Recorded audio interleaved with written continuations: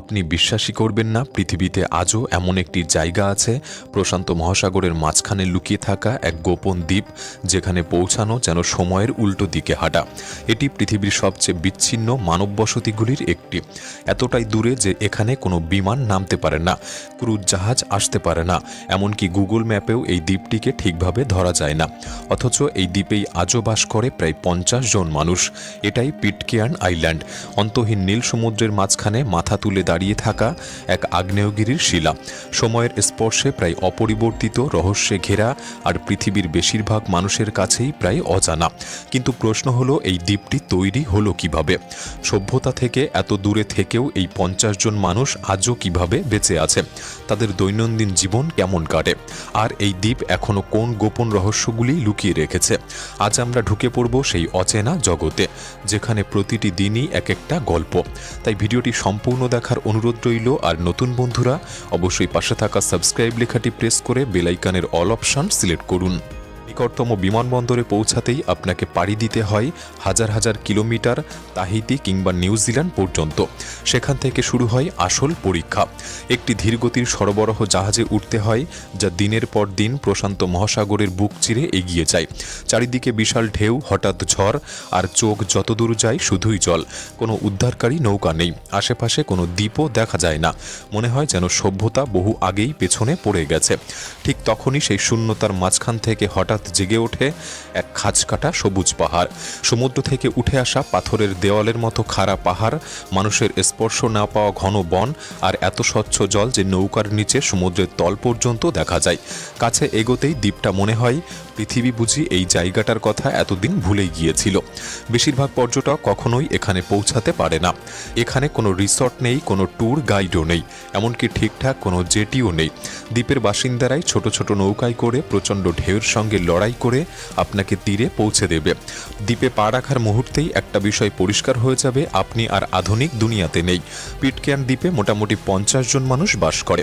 পুরো দ্বীপে মাত্র 50 জন, 50টি পরিবার নয়, 50টি জীবন মাত্র। এমন একটি ছোট্ট জনসংখ্যা যেখানে সবাই সবার নাম জানে, গল্প জানে, অতীত জানে। এখানে কোনো সুপার মার্কেট নেই, নেই কোনো হাসপাতাল, এমনকি নেই কোনো পুলিশ স্টেশন। আছে মাত্র একটি স্কুল, একটি চার্চ, একটি ক্ষুদ্র পোস্ট অফিস, আর একটি জেনারেল স্টোর, যা সপ্তাহে মাত্র 2 দিন খোলা হয়, তাও যদি তখন সরবরাহ শেষ না হয়ে যায়। তাহলে প্রশ্ন হলো, এত দূরবর্তী, প্রায় বিচ্ছিন্ন এই দ্বীপে মাত্র 50 জন মানুষ কিভাবে টিকে আছে? আর এর উত্তর লুকিয়ে আছে আত্মনির্ভরতার মধ্যেই। পিটকেয়ার্ন দ্বীপের বেশিরভাগ পরিবারই নিজেদের খাবার নিজেরাই ফলায়। উর্বর মাটিতে সহজেই জন্মায় কলা, পেঁপে, ব্রেড ফ্রুট, কচু আর মিষ্টি আলু। দ্বীপ জুড়ে মুক্তভাবে ঘুরে বেড়ায় মুরগি, সেখান থেকেই মেলে ডিম। সন্ধ্যা নামলেই পুরুষরা পাহাড়ের খাড়া কিনারায় গিয়ে গভীর নীল জলে মাছ ধরা ছিপ ফেলেন। তাজা টুনা আর ওয়াহু মাছই তাদের প্রধান প্রোটিনের উৎস। এই দ্বীপে কিন্তু কোনো প্রাকৃতিক মিঠে জলের উৎস নেই, না নদী না হ্রদ। তাই পুরোপুরি নির্ভর করতে হয় বৃষ্টির জলের উপর, যা ট্যাঙ্কে জমিয়ে রাখা হয়। এখানে জলের প্রতিটি ফোঁটার দাম আছে। খরার সময়ে স্নান করাও যেন মুশকিল হয়ে পড়ে। জল ব্যবহার করতে হয় খুব হিসাব করে। বিদ্যুৎ আসে সোলার প্যানেল আর ছোট ডিজেল জেনারেটর থেকে। যদি কোনো জেনারেটর নষ্ট হয় তাহলে বাইরে থেকে সাহায্য আসার প্রশ্নই ওঠে না। এখানে কোনো রিপেয়ার শপ নেই, নেই অনলাইন শপিং সুবিধা, নেই এক্সপ্রেস ডেলিভারি। তাই দ্বীপের মানুষ নিজের হাতেই সবকিছু নিজেরাই ঠিক করে। অনেক সময় এমন যন্ত্রপাতি দিয়ে যেগুলি তারা আগে থেকে বাদ দিয়েছে।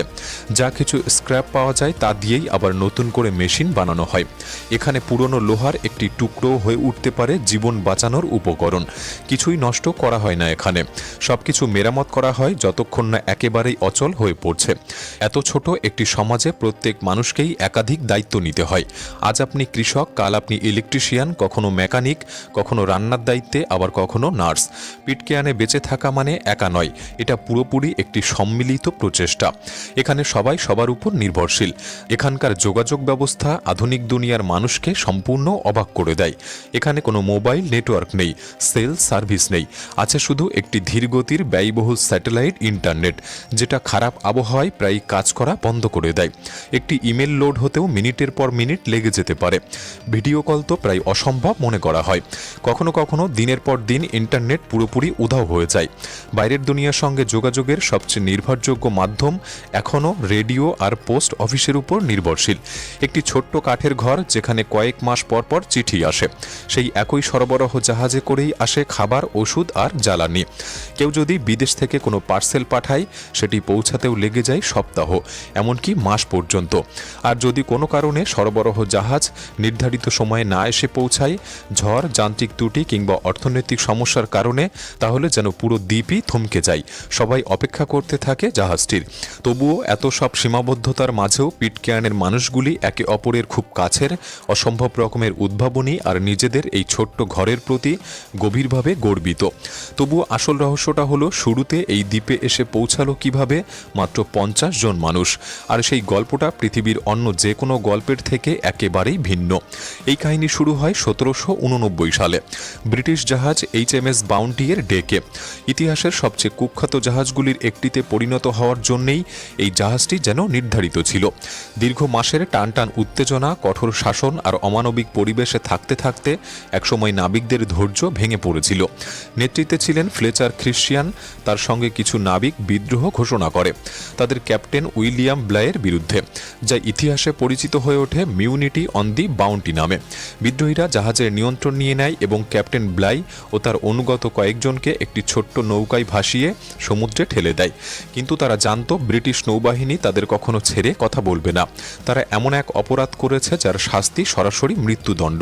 তাই তাদের দরকার ছিল এমন একটি জায়গা যেখানে ব্রিটিশরা কখনোই তাদেরকে খুঁজে পাবে না, এমন একটি দ্বীপ যেখানে কেউ যায় না, এমনকি মানচিত্রেও তার অস্তিত্ব নেই, আর সমুদ্রের মাঝখানে হারিয়ে গেছে। সেভাবেই তারা খুঁজে পায় এই পিটকেয়ার্ন দ্বীপকে, একটি দূরবর্তী আগ্নেয় দ্বীপ যা বাইরের দুনিয়ার চোখের একেবারে আড়ালে ছিল। সেই সময়কার মানচিত্রে দ্বীপটির অবস্থান ভুলভাবে চিহ্নিত ছিল, ফলে খুঁজে পাওয়া আরও কঠিন হয়ে পড়ত। বিদ্রোহীদের কাছে এটা ছিল একদম নিখুঁত আশ্রয়। বিদ্রোহীরা কয়েকজন পলিনেশীয় পুরুষ ও নারীকে সঙ্গে নিয়ে পিটকেয়ার্নে এসে নামে। তারা জানত আর কখনো ফিরে যাওয়ার পথ নেই, তাই তারা চূড়ান্ত এক সিদ্ধান্ত নেয়। HMS বাউন্টি জাহাজটিকে পুড়িয়ে ফেলা হয়। এতে করে দ্বীপ ছাড়ার একমাত্র উপায় যেন ধ্বংস হয়ে পড়ে। তেমনি দূর থেকে কোনো জাহাজের চোখে পড়ার সম্ভাবনাও কমে যায়। খাড়া পাহাড়ের উপর জন্ম নেয় এক নতুন গোপন পৃথিবী। কিন্তু এই নতুন জীবনের শুরুটা ছিল ভয়ঙ্কর কঠিন। ইউরোপীয় আর পলিনেশীয়দের মধ্যে সংঘর্ষ, ট্র্যাজেডি আর ক্ষমতার লড়াই চলতে থাকে। সম্পদ ছিল অল্প আর একাকিত্ব ছিল শ্বাসরুদ্ধকর। তবুও এইসব কষ্টের মধ্যে দিয়েও ধীরে ধীরে গড়ে ওঠে একটি নতুন সমাজ। পরিবার তৈরি হয়, সন্তানরা জন্ম নেয়, আর প্রজন্মের পর প্রজন্ম বয়ে নিয়ে চলে দুই সংস্কৃতির রক্ত। আজ পিটকেয়ার্ন দ্বীপের প্রতিটি মানুষ নিজেদের শিকড় খুঁজে পেয়েছে সেই প্রথম বিদ্রোহী নাবিক আর পলিনেশীয় নারী পুরুষদের মধ্যেই। খ্রিস্টিয়ান, ইয়ং, ব্রাউন, ওয়ারেন এই পদবিগুলি দেখা যায় প্রতিটি কবরস্থানে, প্রতিটি ঘরে, প্রতিটি পারিবারিক বংশতালিকায়। কিন্তু এই দ্বীপটির রহস্য শুধু ইতিহাসেই থেমে নেই। শতাব্দীর পর শতাব্দী ধরে দ্বীপটির অবস্থান একে লুকিয়ে রেখেছিল অভিযাত্রীদের চোখ থেকে, সরকারের নজর থেকে, এমনকি জলদস্যুদের হাত থেকে। প্রশান্ত মহাসাগরের বুকে অসংখ্য জাহাজ বছরের পর বছর চলাচল করলেও তাদের বেশিরভাগই বুঝতেই পারেনি এই একা আগ্নেয় পাথরের উপর গড়ে উঠেছে একটি সম্পূর্ণ মানব সমাজ। পিটকেয়ার্ন দ্বীপ নিজেই যেন এক রহস্যে ভরা এক জীবন্ত বই, যার অনেক পাতা এখনও খোলা বাকি। দ্বীপের খাড়া পাহাড় আর গুহার ভেতরে খোদাই করা আছে প্রাচীন পলিনেশীয় চিহ্ন, প্রতীক, অদ্ভুত আকৃতি আর আঁকিবুকি, যেগুলির অর্থ আজও পুরোপুরি জানা যায়নি। কিছু গুহার গভীরে ভূগর্ভস্থ কক্ষ, যেখানে একসময় প্রাচীন আগন্তুকরা ধর্মীয় আচার করত বা দেবতার উদ্দেশ্য কিছু উৎসর্গ রেখে যেত। প্রত্নতাত্ত্বিকদের ধারণা এই চিহ্নগুলির বয়স পিটকেয়ার্নের বর্তমান সমাজের থেকে কয়েক শতাব্দী বেশি, অর্থাৎ বিদ্রোহী নাবিকদের অনেক আগেই এখানে এসেছিল প্রাচীন নাবিকেরা। কিন্তু এখনও বহু গুহা অনাবিষ্কৃত, কখনো খুব বিপজ্জনক, কখনো খুব গভীর, আবার কখনো এতটাই রহস্যময় যে সেখানে নামার কেউ সাহস পায় না। দ্বীপের মানুষ আজও গল্প বলে, নিঃশব্দ রাতে সমুদ্রের উপর হঠাৎ দেখা যায় অদ্ভুত আলো, পাহাড় থেকে ভেসে আসা প্রতিধ্বনি যখন আশেপাশে কেউ নেই, আর শান্ত সমুদ্র থেকেও কোনো সতর্কতা ছাড়াই উঠে আসা বিশাল ঢেউ, যেন সমুদ্রটাই জীবন্ত। এই কিংবদন্তিগুলি 200 বছরেরও বেশি সময় ধরে প্রজন্মের পর প্রজন্মে ফিসফিস করে বয়ে চলেছে। কিন্তু সবচেয়ে বড় রহস্য হয়তো এটিই, এই ছোট্ট একটি জনগোষ্ঠী কিভাবে এত দীর্ঘ সময় ধরে পুরো পৃথিবী থেকে বিচ্ছিন্ন থেকেও টিকেছিল। বেশিরভাগ বসতি হারিয়ে যায়, বেশিরভাগ সমাজ ভেঙে পড়ে, কিন্তু পিটকেয়ার্ন অখণ্ড। 230 বছরেরও বেশি সময় ধরে এই পরিবারগুলি ধরে রেখেছে তাদের পরিচয়, তাদের ঐতিহ্য আর মাটি ও সমুদ্রের সঙ্গে তাদের গভীর বন্ধন। তবু আজও ভবিষ্যৎটা অনিশ্চিত। দ্বীপে এখন মোটে 50 জন মানুষ বাস করে, জনসংখ্যা ক্রমেই কমছে। পড়াশুনো বা কাজের জন্য তরুণরা নিউজিল্যান্ডে চলে যাচ্ছে, আর অনেকেই আর ফিরে আসতে চায় না। নতুন মানুষ আনতে দ্বীপ কর্তৃপক্ষ বিনামূল্যে জমি আর শান্ত জীবনের প্রস্তাব দিয়েছে, কিন্তু এই গভীর একাকিত্বই বেশিরভাগ মানুষকে ভয় পাইয়ে দেয়। নতুন জনসংখ্যা না এলে একদিন এই সমাজটাই হারিয়ে যাওয়ার ঝুঁকিতে পড়বে। কেউ কেউ আশঙ্কা করে একদিন পিটক্যান হয়ে উঠবে ফাঁকা পরিত্যক্ত এক দ্বীপ, যেখানে থাকবে শুধু ভাঙা ঘর, নীরব বন আর বাতাস ও সমুদ্রের শব্দ। তবুও আপাতত যারা রয়েছে তারা ঠিক সেইভাবেই জীবন কাটিয়ে যাচ্ছে, যেমন কাটিয়েছিল তাদের পূর্বপুরুষেরা। অদম্য মানসিকতা, সৃজনশীলতা আর রহস্যময় দ্বীপের সঙ্গে অটুট বন্ধন নিয়ে।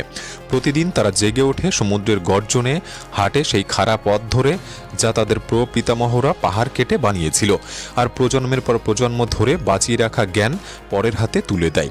এই গল্প আমাদের আধুনিক পৃথিবীকে এক বিরল সত্যের কথা মনে করিয়ে দেয়। এমন একটি জায়গা যেখানে সময় ধীরে চলে, যেখানে প্রযুক্তি সবকিছু দখল করতে পারেনি, যেখানে প্রকৃতি আজও শক্তিশালী, আর যেখানে মাত্র 50টি প্রাণ এমন এক জীবন আঁকড়ে ধরে আছে যা পৃথিবীর প্রায় কেউই কখনো অনুভব করতে পারবে না। পিটক্যান শুধু একটি দ্বীপ নয়, এটা একটা গোপন পৃথিবী, মানব ইতিহাসের এক জীবন্ত স্মারক, বেঁচে থাকা রহস্য আর সাহসের উপর গড়ে ওঠা এক সমাজ। আর আজও আপনি ঢুকে পড়েছিলেন সেই দ্বীপের ভেতরেই, যেখানে আজও মাত্র 50 জন মানুষ বাস করে। এখন আপনার মতামত জানতে চাই, আপনি কি এমন বিচ্ছিন্ন একটি জীবনে থাকতে পারবেন, নাকি এই একাকিত্বই আপনার কাছে সবচেয়ে ভয়ঙ্কর মনে হবে? কমেন্টে আপনার ভাবনা জানাতে পারেন। আজকের এই ভিডিওটি ভালো লাগলে একটি লাইক করতে পারেন, চ্যানেলটি সাবস্ক্রাইব করে রাখতে পারেন। তাহলে দেখা হচ্ছে পরবর্তী নতুন একটি এপিসোডে। ধন্যবাদ।